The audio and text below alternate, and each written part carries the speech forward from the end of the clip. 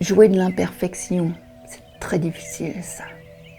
Quand on sait faire à l'exactitude la même chose, voilà, et que le geste est parfait, l'imperfection c'est intéressant.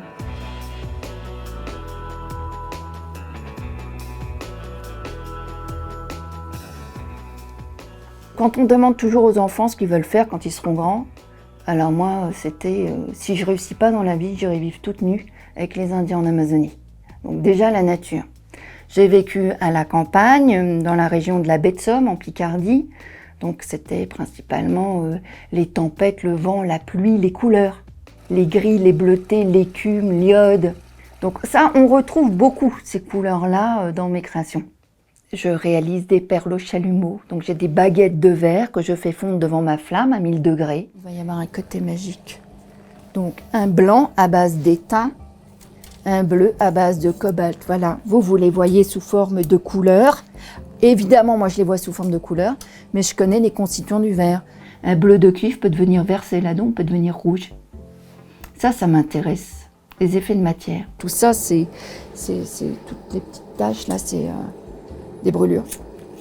C'est comme ça. Allons-y. Ça va casser. Ça. Bien. Ok, on va faire ça. Et je continue d'ajouter la masse de verre nécessaire à la confection de la forme voulue. On quitte les 1000 degrés. Attention, les 700. Voilà. Très vite, dans le milieu artistique, je me suis posé la question de savoir pourquoi une œuvre nous plaisait ou pourquoi une autre ne nous plaisait pas. Et qu'est-ce qui fait que ça nous plaît ou ça nous plaît pas?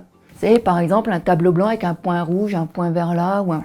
Ah ouais, mais celui-ci, je sais pas, il y a ce tableau blanc avec le point vert comme ça, là, ça me plaît beaucoup, j'aime bien, pourtant ça ressemble à rien. Alors, qu'est-ce qui plaît à travers ça? Et mes petits carnets aussi, ici, sont très importants pour moi. Attention, détail à ne pas oublier, sinon ça ne fonctionne pas. À un moment donné, dans l'acte de créer, il y avait quelque chose qui passait de la main de l'artiste au tableau et c'est ce qu'on ressentait. Donc est-ce qu'il y a une âme aux choses? Est-ce qu'il y a quelque chose qui s'est incarné? Qu'est-ce qui se passe dans tout ça? Ah là, c'est top secret ça. Attention là. Donc là, ces petits carnets-là, c'est les recettes. Alors au début, on note tout pour pas oublier, puis après on les connaît par cœur, ces petites recettes. Les cours de température, top secret, les cours de température. Je tourne vite mes pages, top secret, top secret. Ah, top secret, chut. Et pour apporter une petite touche d'un univers un petit peu poétique et plus en rapport avec ma personnalité, eh bien, je collecte dans la nature des insectes ou des végétaux. Alors, insectes trouvés morts, laissés en premier lieu aux fourmis pour que les fourmis puissent manger tout l'intérieur. Donc là, à la base, elles sont comme ça. Il y a aussi un petit bourdon qui est là. Ok. Et là, j'ai mes boîtes avec des petits insectes collectés. Les bourdons, ça fait des pompons. En fait, le bourdon est très poilu. Petite abeille. Bon. Donc ça, c'est de la minutie. Et ensuite, j'utilise l'électrolyse. Donc tout est passé dans des bains, dans des solutions de cuivre.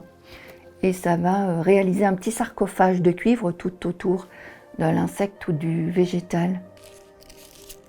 Ce sont des pépites d'or écrasées sous forme de feuilles. Alors, on ne souffle pas, on ne tousse pas, on ne respire plus. C'est léger comme une plume. Et pour pouvoir la prendre, il faut que je joue avec l'électrostatisme.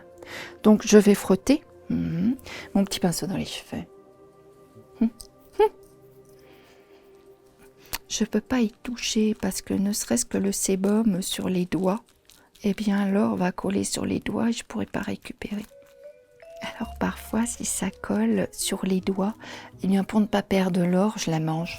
Bon voilà. Bah oui, non. Bon, et voilà.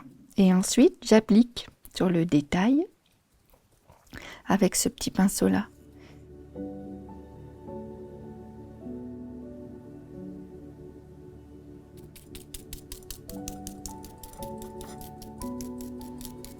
Il n'y a pas de suprématie d'un règne sur un autre.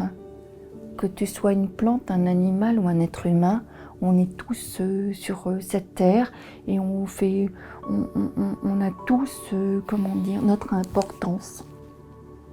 Voilà. C'est une vision holistique. Chacun a son importance, chaque saison a son importance, chaque plante a son importance.